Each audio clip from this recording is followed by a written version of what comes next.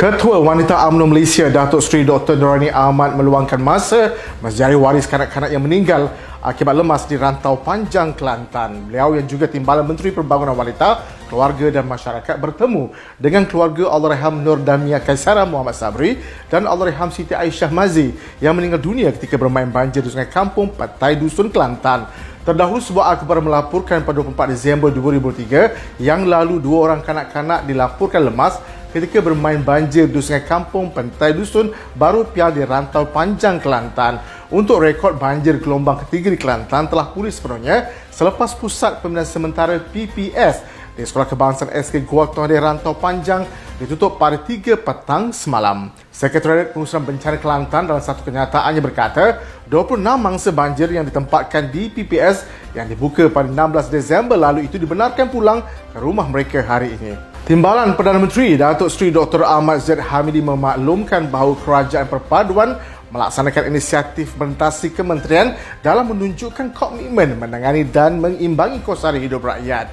Beliau yang juga Presiden UMNO merangkap Menteri Kemajuan Desa dan Wilayah KKW berkata demikian sebelum menyertai mesyuarat Kabinet yang diadakan di kementerian pada setiap bulan. Dahulu beliau telah bersama Perdana Menteri dalam mesyuarat Kabinet mempengerusikan mesyuarat pengurusan tertinggi MPT KKW yang pertama bagi tahun 2024. Katanya mesyuarat tersebut berlangsung sempurna dengan memperhalusi gerak kerja berterusan yang menjurus kepada matlamat meningkatkan kesejahteraan rakyat demi mencapai keberhasilan yang lebih baik berbanding tahun-tahun sebelumnya.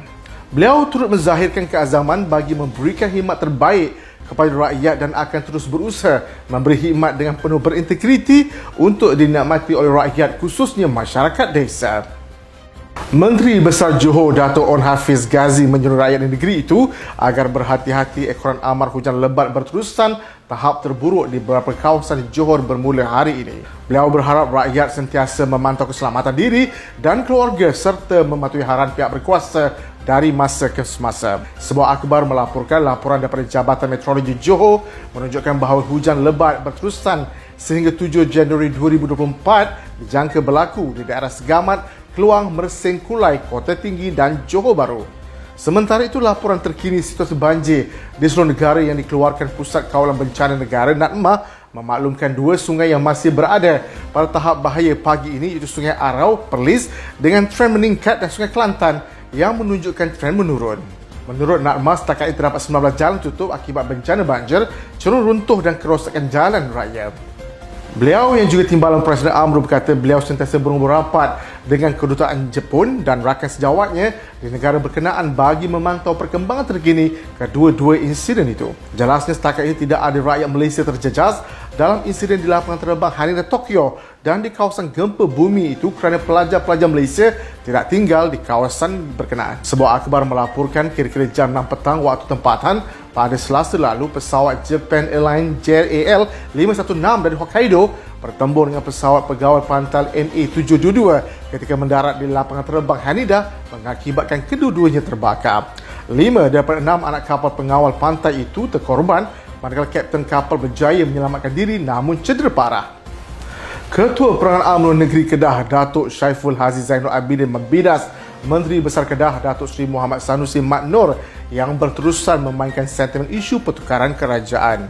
Katanya tindakan Sanusi itu diibaratkan seperti takut dengan bayang-bayang sendiri apabila menyerahkan sokongan terhadap Perikatan Nasional semakin rapuh dari hari ke hari.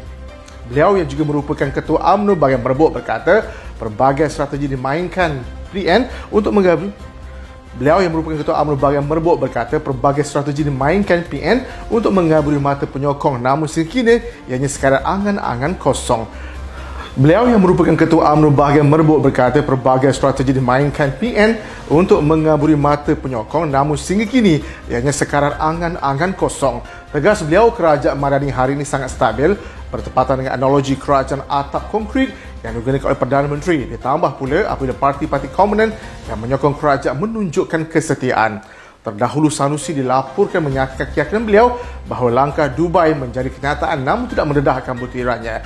Menurutnya kejatuhan kerajaan akan berlaku menerusi perolehan sokongan ahli parlimen dan tindakan itu tidak menyalahi perlembagaan maupun amalan demokrasi.